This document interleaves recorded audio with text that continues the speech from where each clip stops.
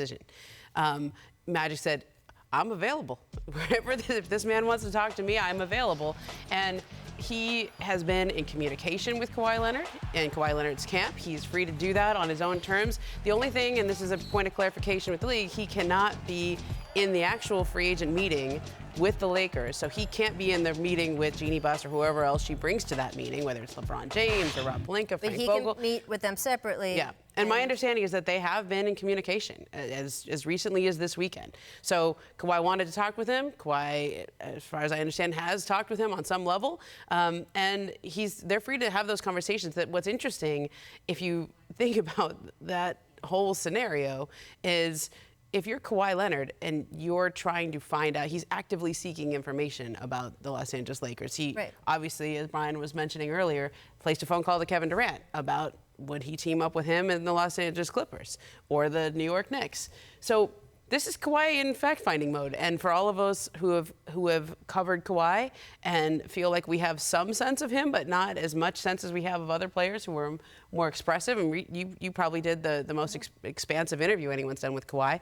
I can't tell you what I think that means, right? He's still going to meet with the Raptors. He's still going to talk with the Raptors. He's still in communication with Masai Ujiri. All we know is that he's actively seeking information on the two Los Angeles teams, which, if we go back to that original trade demand from San Antonio, that's where he wanted to go.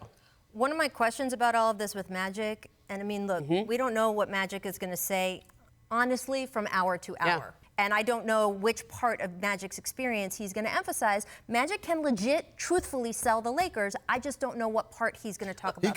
He can sell whatever, but if I'm Dennis Robertson, if I'm Kawhi Leonard, my first question is, wait, if it's so great, then what happened? What about all the stuff that you said? You have to ask those questions. You have to be very straightforward, because we're going to be making a 3 or 4 year commitment here.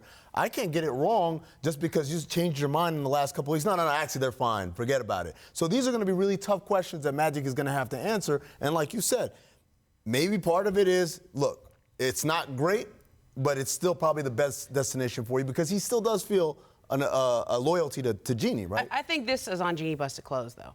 Like, Magic Johnson cannot be in that official meeting. He can't be there. He can talk to them as much as he wants outside of that official meeting. But in that official meeting, this is on Jeannie Buss, the owner, to close Kawhi Leonard, to make him feel that he can have the relationship directly with her, to make him feel good about the Lakers organization.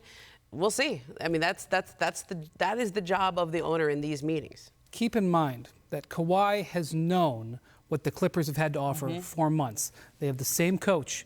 They have the same roster. They have the same front office structure.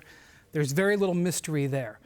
You'd want to hear their plan, what they're going to do with their cap space and their other moves.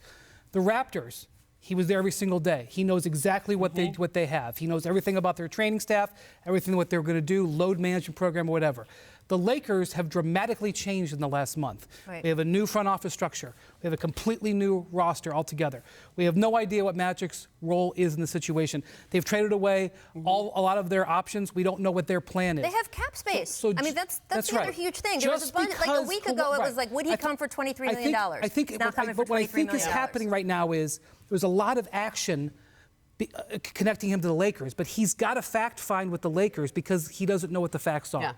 Don't mistake activity for him going in that direction, but he's got to get the information. The other part of this is also to remember that he's going to join a team that once he joins, you have LeBron, you got Anthony Davis, you got Kawhi, let's say, you've got Kyle Kuzma. Their fifth starter is going to be a guy making $4.8 million, a room exception. And then everyone from roster spot 6 through 15 is a minimum player. It'd be the most minimum players in the history of the NBA on a roster. So for a guy who did a lot of load management to great success last year, playing with two guys who have recent injury issues, that's concerning, because that means somebody is going to have to come in every day and shoulder this load to play with minimum guys. And in this league, there are two types of minimum guys. Young guys who haven't proven themselves, old guys who are trying to hold on to past glory. There's no such thing. Rarely do you find a guy. Okay, but on LeBron's Heat team, right, you did have guys signing for below market value who were still really effective players because they wanted to be part of something and win a title. If you have Kawhi Leonard, if you have LeBron James, if you have Anthony Davis,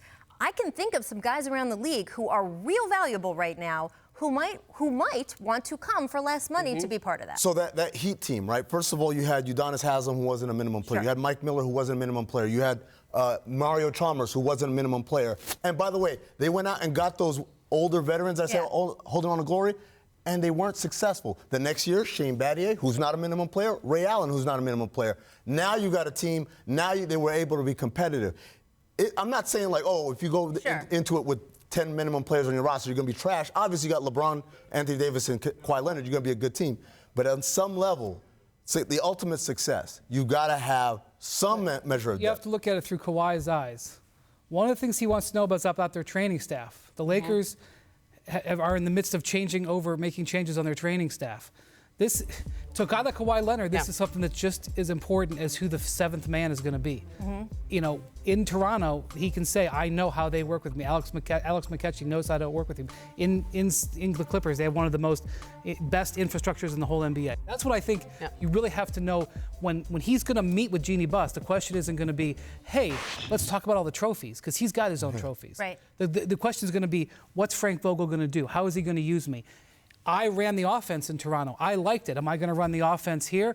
These are the things that are important. I think fans tend to focus on the transactions. Right. The Kawhi Leonard that I know, and I don't know him that well, I don't think anybody knows him that well outside of his family, has different priorities. And if you assign typical priorities to Kawhi, play for the big glitzy Lakers, I think you're not going to read them correctly. Thanks for watching ESPN on YouTube. For more sports highlights and analysis, be sure to download the ESPN app. And for live streaming sports and premium content, subscribe to ESPN+.